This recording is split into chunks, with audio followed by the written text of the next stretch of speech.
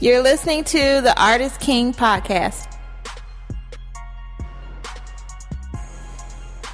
This is DTM of DeltaTangoMike.com, and this is the Artist King podcast, episode number 84, featuring the artist interview with Taste of Cake. Please take the time to download the Artist King podcast in your favorite platform and listen anytime. We would like to hear your opinions and suggestions, so please direct your comments to dtm@artistking.org. The Artist King podcast is available on iTunes, Spreaker.com, Stitcher Radio, and ArtistKingArchive.com. Charity Hamidullah, aka Taste of Cake, is a tattoo artist, traditional artist, and hard-working entrepreneur.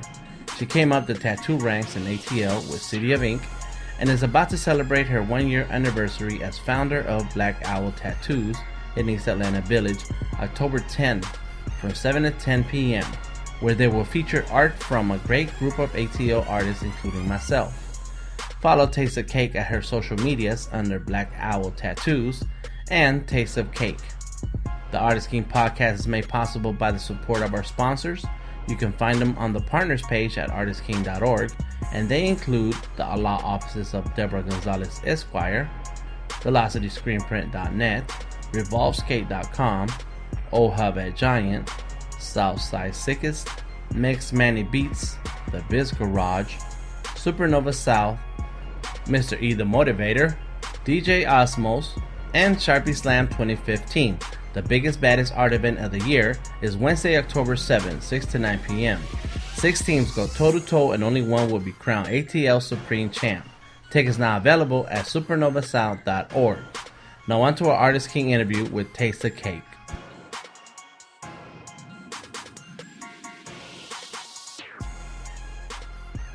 Tell us your name and where you're from. Okay, my name is Charity Hamidullah. I'm also known as Cake. That's my artist name and tattooer name. And I am from Rochester, New York. Oh, Rochester. Mm-hmm. What's there? That's like in the upstate, right? That's like there's a lot up there. A lot that people don't know. Right. We have a really big art community, but I think everything is just like in Rochester. Nobody really branches out of Rochester. So nobody really gets to see all that we have. So I'm from there, born and raised. And how long did you live there? I was there till I was about 21, and then I moved to Atlanta. Oh, so you were an adult, pretty much. Okay. Yes. So tell us about the first time you came across art. What you did with art. Was it drawing, sketching, drawing on the wall? What was that like, and how old were you? My first interaction with art was definitely in school. Because I was never introduced to that before school. It was always just like, normal kid things. Just play, my mom works, and that's it. And then going to school, had crayons, and I started drawing, and I realized this was something that I love to do. Like, whenever I got a chance, I wanted to create something. Yeah. And that's really how it started. What was some of the things that you like to draw? I really like just drawing figures. I mean, I just love that. I love drawing, especially females. All my guys end up looking like girls, so I might as well just draw girls. Okay. And that's what I really just love to draw. And I hate to say it, like I always try to like steer away from all the girly things, the flowers and all that kind of stuff. But I love drawing them, so that's just what I am. I love anything feminine, and that's pretty much just it. So did anybody in school take interest in you as in your talent and try to develop it and get you into classes, or what happened? Yeah, I mean, definitely all my art teachers, they saw it right from the beginning. They were like, they always told my parents that she needs to be in art more, she needs these classes, this is what she should pursue. But my parents were both, they came from households where it was just work, 9 to 5s, and we're going to work for somebody else, we're not even going to work for ourselves. And so that's all I've ever known. And that's all they knew. So it was definitely like a constant struggle, because I was always trying to be creative. And they were always trying to push me towards the route of, no, be a doctor, be something more with your life, because art is not enough. something more with your life. Yes. Yeah. Yes. So that's all I've known. But I mean, I think definitely every single art teacher I had was like, okay, you need to push this in her. This is what she needs to do. So what happened? So the teachers told your parents more about art, and in school, like middle school, high school, you were taking art classes. Yeah, I mean, definitely like middle school, high school, and then I started doing like outside art shows outside of the school. Really? Yeah. While you were still in high school. Yeah, well, I was still in high school and middle school, so that was really cool.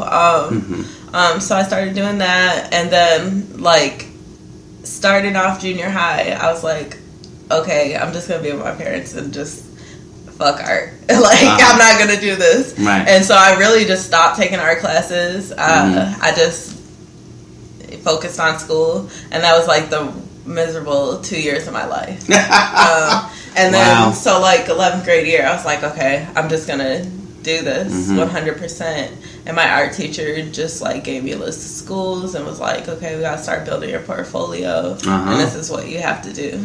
So that's how it started. So from the so then that's when you your teachers helped you focus on what's next. Yeah. Out of high school. Yeah. And it was still art. Yeah, it was still art. And so what were some of the schools you were looking at, and which one, and did you actually go to art school? I was looking at FIT. That was like one of the big schools I was looking at. I was trying to go to New York City because honestly, I'm from Rochester. I'd never really been outside of Rochester, and all I knew was New York City. That's it. Like I didn't know LA. I didn't know Atlanta. I didn't know nothing like that. So I started looking at New York. I really wanted to go to FIT. Got accepted, and then I got pregnant. And and so that like sort of just ceased all my dreams, I guess, in a way. Put it on pause. Yeah. So then I started going to community college. Okay. For art, or what was it for? I was going for advertising and commercial art. Oh, okay. Yeah, that's what I started. A job, but it's still in the art field? Yeah, still in the art field, trying to still keep everything around the arts, and that's where that started. So community school, what... you keep saying that's where I started, but it's like there was steps and stuff. Oh yeah. No, there's definitely a build up. There's definitely like transitions and everything. So finishing community college, you took a job. Did you find a job in I didn't even finish community college. Like I was there for the first 2 semesters. I had a miscarriage, so I didn't have a child. And then I was like on my fuck art thing again. And then I found tattooing. Like, it's something that came back in my life because I dabbled in it in high school. Okay. Scratcher, yes I was. That's where I started. I dabbled in it in high school, and then it just emerged in my life. So tell us that story. What happened? What were you doing? Who did you know? What happened? Tattooing the second time. Oh, the second time around? Pretty much, back in high school, I tried to get an apprenticeship, lied to my parents, went to a tattoo shop, got one, started. It was all the bad things, you know, drugs, all that kind of stuff. So then, leaving school, college, just working a regular 9 to 5, somebody had seen my tattoo, and they're like looking for tattoo artists, and I never thought I would get back into it. I was like, I totally left that part of my life alone. Right. And then one day I was just at work, and I was like, I do not want to sit here and do this for the rest of my life. And so I went to the tattoo shop, who the owner had saw my tattoo, and I showed him my portfolio, and he was like, well, draw this. And of course it was a girl. I was like, oh, I got this. And I just, drawing it out. And he's like, okay, so when do you want to start? I mean, we can't start you tattooing right now, but we can try to apprentice you and work your way up. And I started that weekend after. And I just started from there. And that's it, huh? Yeah, that was it. So while you're in Rochester, you're doing tattoos. Yes. And who decided that it was time to move out of there and go somewhere else? And where did you go? I went to Atlanta. Okay. It was really spur of the moment. Yeah. A few of my friends, they moved down here before me. And I just started looking up tattoo shops, and I came across City of Ink. It was real random. Some girl suggested it to me, and I fell in love with them. I was like, oh my God, I've never seen nothing like this. I'm from Rochester. There's nothing up here like this. And so literally I just packed my bags like in June, $800, and I'm like, I'm gonna go. I thought I had enough. I didn't have enough at all. So, and you had not been to Atlanta before? No, never. That was it, huh? Yeah, I was like, I just told my mom, I was like, this is where I'm supposed to be. Yeah. And I just left. Nice. So, you came to Atlanta, and had you already communicated with somebody at City of Ink? Or? I like touch bases, like, oh my God, I love your work, and like nothing, you know, more like that. And you know, they were like, okay, cool. They I sent Melvin, I think, like a portfolio one time before, and he just like critiqued it. So I was nowhere at the level where I should have been. But you know, I just came down here and showed my portfolio again, like literally the first day, and then you know, they gave me the runaround, like, okay, sure, maybe, and then like a week or two passed, and I'm like, I'm not about to get no 9 to 5 down here. It's either go to another tattoo shop or just keep trying them. So I tattooed my friends, and I was like, went up and showed them the tattoos, and I got the job. So all right, so they gave you a job, right? Yeah, 2 weeks in. So nice, that was really good. Nice. Yes. And so, how long were you there? I was at City of Ink for I think like 3.5 years. Yeah, putting in work. Yes, putting in work. Yes, definitely. And so, what do you think? I know I've seen your work. I looked at through your Facebook, because that's pretty much what you like. You see a timeline. Yes, of art and yourself. And you know, you can definitely see the growth and the maturity of the art and your style, and stuff. And what do you think? Do you think that being in different places is where you grow and get more, right? Cause I think definitely. Even I just noticed every time I travel, or since I moved from Rochester to Atlanta, it's totally changed how I look at art and how I view things. Just being around different people, right? Yeah, being around different people, just changing environments. Even when I left City of Ink to make my own shop, and it was just me and Roger, somebody who I've worked with for the past 3.5 years, but just being in a new space and new circumstances, it totally changed my art. So yeah, I did notice that too. Yes, it went from like here to like woo. It's amazing. Yes. So tell us about your thoughts of opening your own shop. Did you always have that idea? What was going through your mind? How did you develop that? I definitely didn't always have this idea of opening my own shop. I mean, working at City of Ink, I got to see more of this business side that I'd never really had seen before. Because in Rochester, it was just about hustling, just like working. It wasn't about the art and the work that we were doing.